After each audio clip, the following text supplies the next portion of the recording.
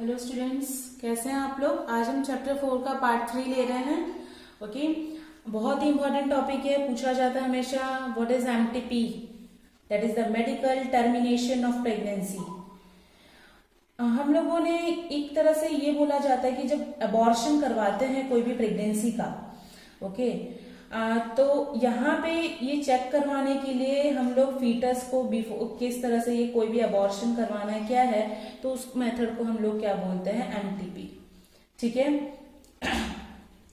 एक साल में जनरली 45 से लेके 50 मिलियन लोग एमटीपी हमेशा हर साल करवाते पूरे ऑल ओवर वर्ल्ड में, जिसमें 1/5 of the total number of conceived pregnancy, इसके 1/5 क्या करते हैं, जनरली वो प्रेग्नेंट ही होते हैं, प्रेगनेंसी ही कंसीव करते हैं इन अ ईयर।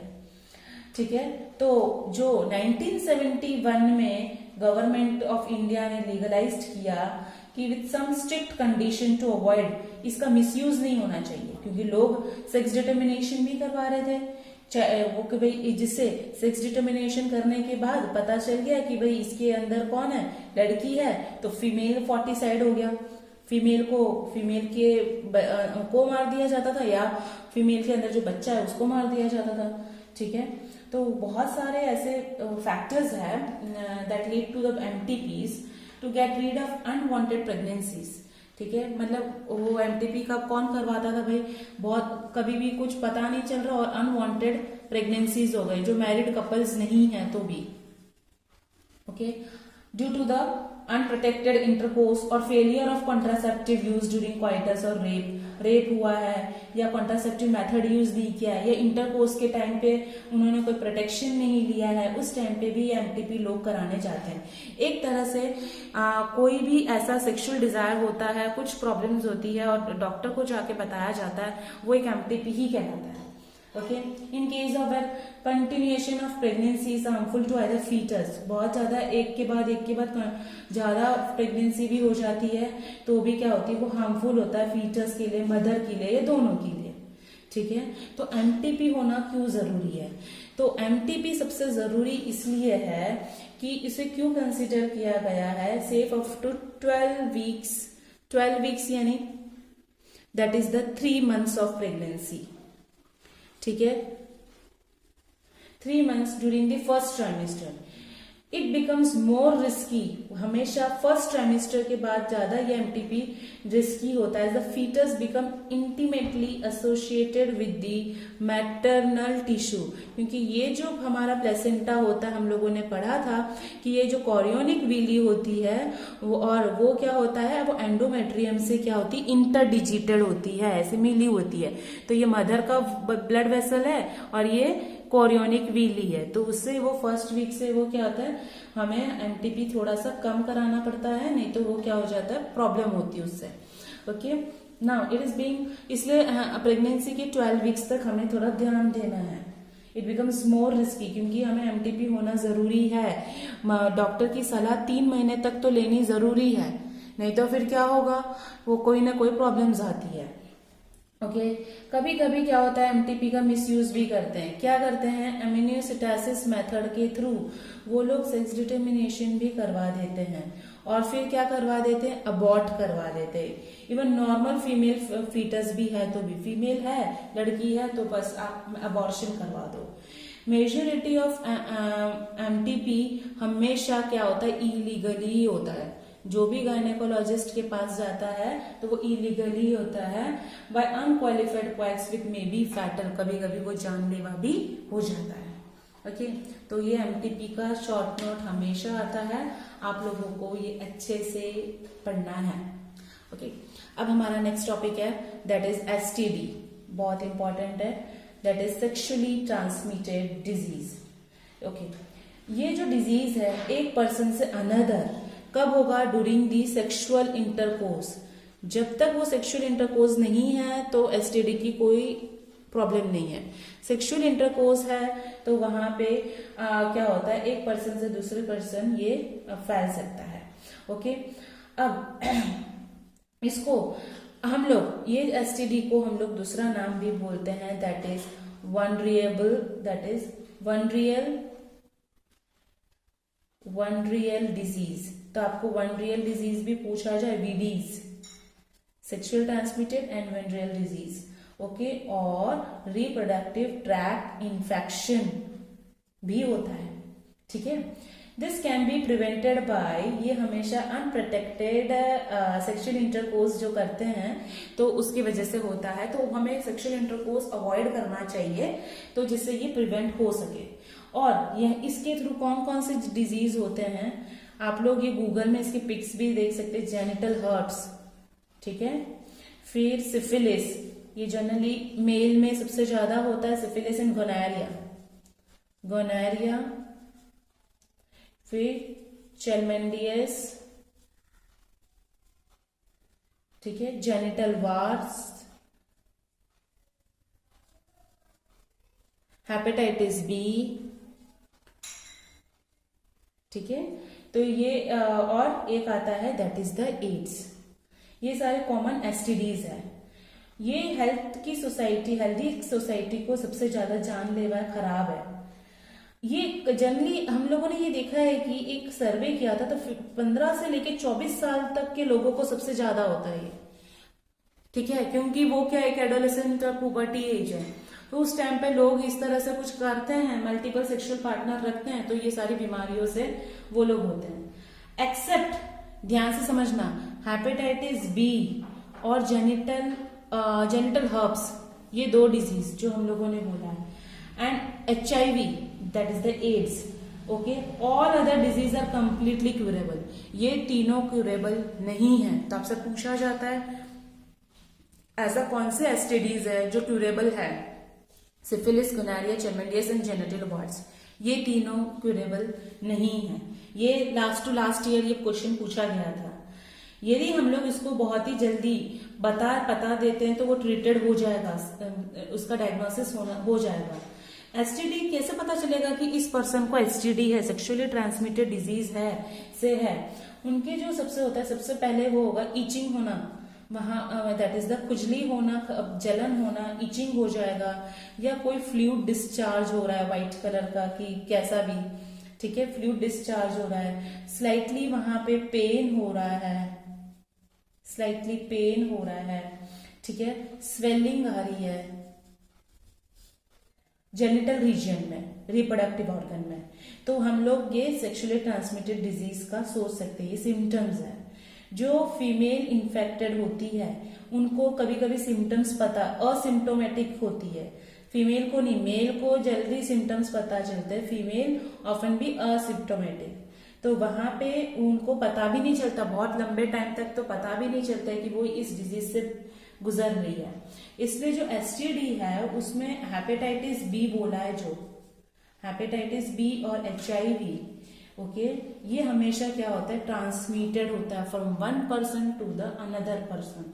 कैसे ट्रांसमिटेड होता है, तुम इंजेक्शन की नीडल दे दो कि भाई इससे भी ट्रांसमिशन हो सकता है, सर्जिकल इंस्ट्रूमेंट से हो सकता है, ब्लड का ट्रांसफ्यूजन से हो सकता है, मदर से बच्चे को हो सकता है, ठीक है, तो इससे ये एसटीडी फैलता है।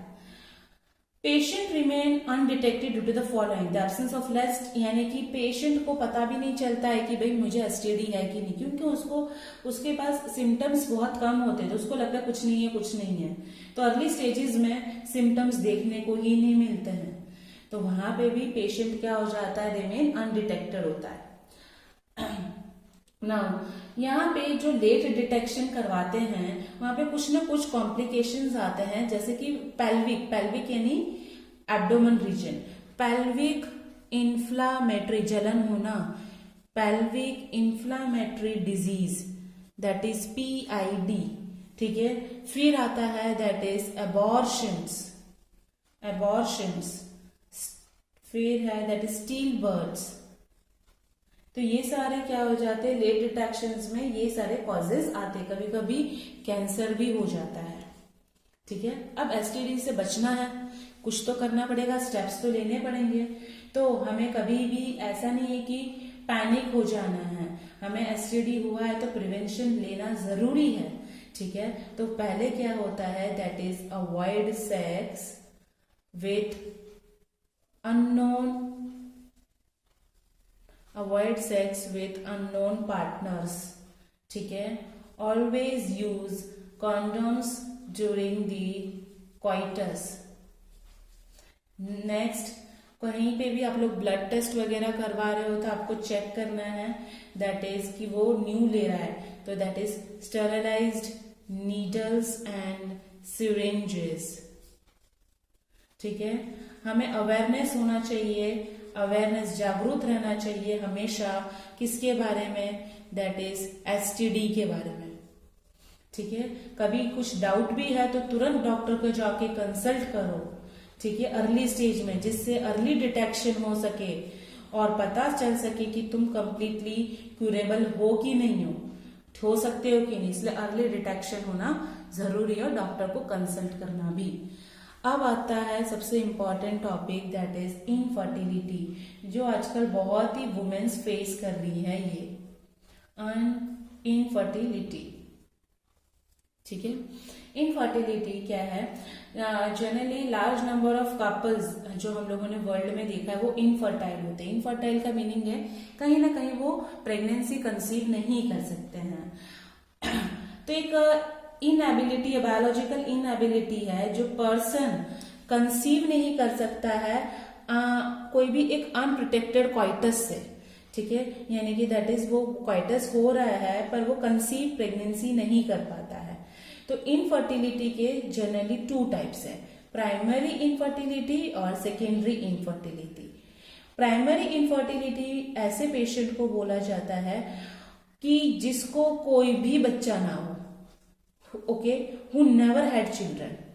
सेकेंडरी इनफर्टिलिटी एक ऐसे सिचुएशन मैंने कपल हैड चिल्ड्रन, ओके, एक बच्चा है पर नेक्स्ट टाइम वो कोई भी बच्चा नहीं कर पा रहा है, इधर एक भी बच्चा करने की उसमें शक्यता नहीं है, यहाँ पे एक कर चुका पर दूसरे होने की शक्यता ही नहीं हो रही है, तो that is the secondary infertility.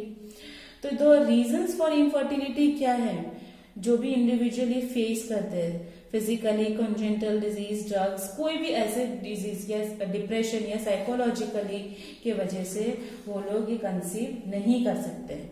तो अब इनफर्टिलिटी के लिए कोई ना कोई तो हमें स्टेप उठाना ही पड़ेगा, है ना। तो ये स्टेप्स उठाने के लिए आर्ट्स मेथड यूज करते हैं, वेरी इंपॉर्टेंट, 5 मार्क्स में भी पूछा जाता है और इसके अंदर थोड़े थोड़े हम लोगों को 1-2 मार्क्स के भी होते हैं। अब इसमें है that is assisted reproductive technologies, assisted reproductive technologies. अब यहाँ पे जो कपल होते हैं, इनफर्टाइल कपल होते हैं, जिनको कभी कोई चिल्ड्रन ही नहीं हुआ है, बच्चा ही नहीं हुआ है, उनको ये टेक्नोलॉजी यूज किया जाता है। और कुछ ऐसे भी होते हैं जो कम्युनिकेबल डिजीज लाइक एड्स वगैरह से भी सफर हो रहे हैं, तो उनको भी डर रहता है कि भाई मेरा बच्चा कहीं इन्फेक्शन से ना हो जाए, एड्स ना ले ले, तो उनको भी प्रेगनेंसी की डिजायरेबल होती है, तो ये मेथड से कर सकते हैं, ठीक है। तो इसमें 2 मेथड आते हैं, एक आता है इन विट्रो और इन वीवो। इन वीवो यानी बॉडी के अंदर, इन विट्रो यानी बॉडी के बाहर। थोड़ा हम देखते हैं, ठीक है। इन विट्रो फर्टिलाइजेशन, तो उसको हम लोग बोलते हैं IVF, ओके, और उसको दूसरा भी हम लोग बोलते हैं दैट इज और टेस्ट ट्यूब बेबी, आपने सुना होगा, okay, test tube baby. In vitro fertilisation और टेस्ट ट्यूब बेबी, ये जो टेक्निक है, यहाँ पे फर्टिलाइजेशन कैसे, फीमेल की जो बॉडी है, जो मदर होगी, उसकी बॉडी से बाहर की तरफ यहाँ पे फर्टिलाइजेशन करवाते हैं। कैसे, followed by the embryo transfer in which embryo is, यहाँ पे एम्ब्रायो बनाते हैं, फिर एम्ब्रायो बना के फिर डायरेक्ट इसके अंदर इंसर्ट कर दिया जाता है इनसाइड द यूट्रस, ठीक है। तो उसको हम लोग बोल देंगे प्रेगनेंसी इस्टेब्लिश्ड हो गई है, ओके। अब सबसे पहले कैसे करते हैं ये, इस IVF मेथड में जो ये मदर है, ये वाइफ हुई, ओके, इसका जो ओवा होगा वो यहाँ पे बाहर की तरफ रख दिया जाता है, ठीक है, जो फीमेल है वो, और जो यहाँ पे हस्बैंड है, ओके, हस्बैंड है, उसका जो स्पर्म होगा वो भी यहाँ पे आ जाता है, ठीक है, ओके, आर कलेक्टेड और यहाँ पे क्या करेंगे, फर्टिलाइजेशन करेंगे और क्या बना देंगे, दैट इज दी जायगोट। एक सुटेबल कंडीशंस देके उसको ऐसे जायगोट बना दिया जाता है, पर ये क्या हुआ, बॉडी के बाहर हो गया, इसलिए इसको बोल दिया इन विट्रो, इसलिए इसको टेस्ट ट्यूब बेबी प्रोग्राम भी बोला जाता है। ये सब कुछ लेबोरेटरी में होता है। अब जायगोट हो, जायगोट को हम लोग एक एम्ब्रायो भी बोल सकते हैं, ठीक है, कब तक, जब तक वो 8 ब्लास्टोमियर, हमने पढ़ा है ना, 8 ब्लास्टोमियर, फिर 16 तो मोरूला आ जाता है, is transferred inside the body of the female. 8 blastomere फिर यहाँ पे हम लोग फीमेल के बॉडी में इंसर्ट कर देते हैं, इसलिए इसको हम लोगों ने क्या बोल दिया, दैट इज एम्ब्रायो ट्रांसफर। बेटा वीडियो को वापस बैक करके पढ़ना है, बहुत इंपॉर्टेंट है ये, ठीक है, समझ में आ गया। ये था हमारा first method, in vitro fertilisation और test tube baby programme. Second, 8 में सेकेंड मेथड आता है, that is GIFT and IUT। Full form सबके याद रखिएगा। व्हेन, जब 8 सेल्ड को क्या बोला हम लोगों ने, दैट इज ब्लास्टोमियर स्टेज, ठीक है। ब्लास्टोमियर जो स्टेज होता है वो ऑब्टेन करते इन विट्रो फर्टिलाइजेशन से, जो हम लोगों ने बाहर की तरफ करा, जो हम लोगों ने 8 कर दिया। अब वो हमें पता है कि कहां पे करेंगे, फेलोपियन ट्यूब्यूल, मदर के फेलोपियन ट्यूब्यूल, ठीक है। तो यहां पे हमने जो ये क्या था बेटा, जायगोट था, है ना। ये जायगोट को मैंने कहां पे डाल दिया, फेलोपियन ट्यूब्यूल में डाल दिया, इसलिए क्या बोला, जायगोट को फेलोपियन ट्यूब्यूल में डाला, तो इसका फुल फॉर्म क्या हो गया, देखो, zygote intra fallopian tubule. Clear. When zygote with more than 8 cells blastomere is placed directly into that is the fallopian tubule to the lining of the uterus, पूरा complete development हो गया उसको। अब ये क्या हो गया, ये फेलोपियन ट्यूब्यूल में डाल दिया। अब ये फेलोपियन ट्यूब्यूल से कहां पे जाएगा, धीरे धीरे करके यूट्रस में आया। अब वो कहां पे आ रहा है, यूट्रस में। एंड दिस जायगोट 8 से लेके वो 16 बनाएगा और धीरे धीरे वो यूट्रस की लाइन में जाएगा और उसको हम लोग बोल देंगे इंट्रा यूट्राइन ट्रांसफर। यही चीज यहां पे घूम के आ रही है, ठीक है, समझ में आ रहा है ना बेटा। ओके, अब इसी 8 मेथड में हम लोगों ने ये क्या पढ़ा था, that is in vitro and gift. अब आ जाता है इन विट्रो। देखो हम लोगों ने 8 मेथड था ना, उसमें हम लोगों ने क्या पढ़ा, दैट इज इन विट्रो और इन विवो, है ना। इन विट्रो में मैंने टेस्ट ट्यूब बेबी का एक प्रोग्राम पढ़ लिया था, फिर मैंने जिफ्ट भी पढ़ लिया और मैंने IUT भी पढ़ा। क्लियर। अब मैं ले रही हूं इन विवो। ओके, अब आता है that is in vivo. Okay, in vivo यानी बॉडी के अंदर। एम्ब्रायो कहां पे होगा, when fusion of gamete embryo takes place within the female body. जो एम्ब्रायो है फीमेल की बॉडी में ही बन रहा है। ओके, अब यहाँ पे हमें एक जो एम्ब्रायो है इम्प्लांट किया जाता है कोई भी अदर फीमेल में। अ वुमेन हु सब्सटीट्यूट, यहाँ पे बहुत इंपॉर्टेंट है, सैरोगेट मदर। क्या होता है पता होगा कि कोई स्टूडेंट्स को, तो सैरोगेट मदर, सपोज ये वाइफ है, ठीक है, ये हस्बैंड है। अब ये जो वाइफ है वो एम्ब्रायो कंसीव नहीं कर पा रही है उसके यूट्रस में, ठीक है, पर हम लोगों ने क्या करा, प्रोग्राम से बाहर की तरफ ओवा स्पर्म करा और क्या बना दिया, जायगोट। ठीक है, यही जायगोट मैंने कोई एक दूसरी लेडी है, ठीक है, कोई एक दूसरी लेडी है, उसमें मैंने ट्रांसफर कर दिया। अब यहाँ पे ये क्या कर रहा है, एम्ब्रायो डेवलपमेंट हो रहा है, पूरा 9 मंथ्स का प्रेगनेंसी हो रही है, तो ये इनके लिए क्या कहलाएगी, सैरोगेट मदर। बच्चा जैसे ही आएगा वो इसको पालने लगेंगे। तो ये सैरोगेट मदर जिसने इन लोगों के एम्ब्रायो को क्या करा, न्यूरिश किया। ठीक है, तो हम लोग को यहाँ पे इसमें इन विवो में सैरोगेट मदर हम लोग बोला जाता है a woman who substitute or takes place of the real mother to nurse the embryo.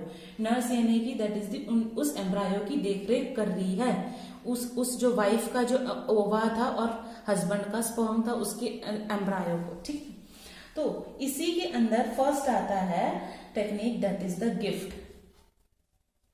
Gift means gamete intra fallopian transfer. यहां पे जो ओवम होता है जो वाइफ का था, इस ट्रांसफर टू दी, कहां पे ट्रांसफर हो गया, कहां पे, इस transfer to the fallopian tubule of another female, ठीक है। ये क्या है, ये सेकेंड फीमेल है और ये थी फर्स्ट फीमेल, ठीक है। तो ये होगी surrogate mother. Is another female who cannot produced ova, जो प्रोड्यूस नहीं कर पाती but can provide a suitable ova।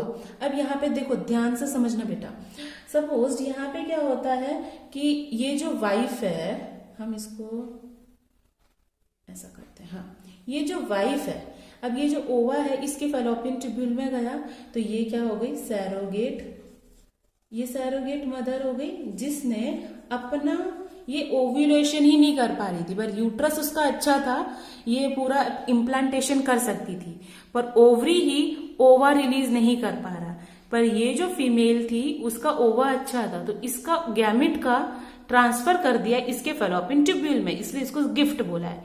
Gamete intra fallopian transfer, gamete इस सैरोगेट मदर ने दिया और वाइफ के फेलोपियन ट्यूब्यूल में ट्रांसफर कर दिया।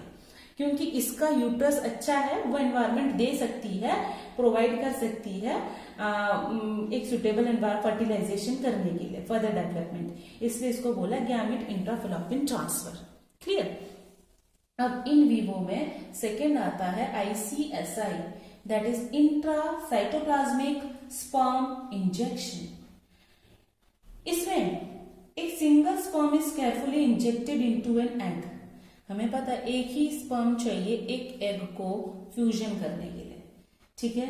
तो हम लोग क्या करते हैं, एक छोटा सा इंजेक्शन होता है, ठीक है, छोटा सा इंजेक्शन होता है जिसके अंदर सिर्फ एक ही स्पर्म होता है, सिर्फ इस इंजेक्शन में एक ही स्पर्म होता है।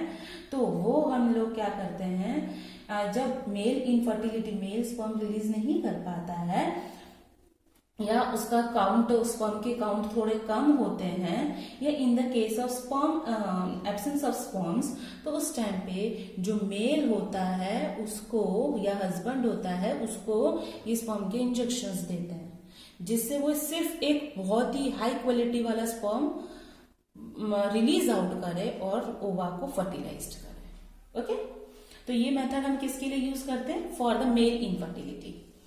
नेक्स्ट आता है that is AI method, artificial insemination. यहाँ पे सीमेन जो व्हाइट कलर का हम लोगों ने पढ़ा था, जिसके अंदर एंजाइम, सुक्रोज, ये सारे फ्रुक्टोज वगैरह होते हैं, ठीक है। तो जो सीमेन होता है वो कलेक्टेड करा जाता है कोई भी हस्बैंड से या डोनर से। तो जो हस्बैंड है उसमें से सीमेन को हम लोगों ने क्या करा, कलेक्ट किया, ठीक है, और आर्टिफिशियली इंट्रोड्यूस्ड किया, ठीक है, आर्टिफिशियली इंट्रोड्यूस्ड किसमें करा, दैट इज दी वेजाइना और इनटू द यूट्रस, ठीक है, वेजाइना ऑफ फीमेल। ओके, ये जनरली कॉमनली हम लोग यूज करते हैं मेल पार्टनर जो इंसेमिनेशन नहीं कर पाता है। सपोज हस्बैंड इंसेमिनेशन प्रोसेस नहीं कर पाता, उस टाइम पे उनका सीमेन की कलेक्ट करके डायरेक्टली वो फीमेल के विजाइना में इंसर्ट कर दिया जाता है, जिससे उनका इजैकुलेशन पावर या लो स्पर्म काउंट्स हो। तब ये सारी जो भी in vitro in vivo technique हम लोगों ने इनफर्टिलिटी की पढ़ी है, ये बहुत ही स्पेशलाइज्ड पर्सन या बहुत ही एक स्पेशलाइज्ड डॉक्टर के अंडर में रह के करना चाहिए, क्योंकि इसमें बहुत ही एक्सपेंसिव इंस्ट्रूमेंट्स यूज किए जाते हैं। वो हर एक जगह पे, हर एक सेंटर में, हर एक कंट्री में देखा गया है, ये सारे मेथड हम यूज करते हैं। ओके, तो ये इन विट्रो इन विवो जो मैंने पढ़ाया वो बहुत इंपॉर्टेंट है बेटा, अच्छे से पढ़ना आप लोग, और लाइक बटन को क्लिक करना ना भूलिए, लिंक को शेयर करना नहीं। Thank you so much students.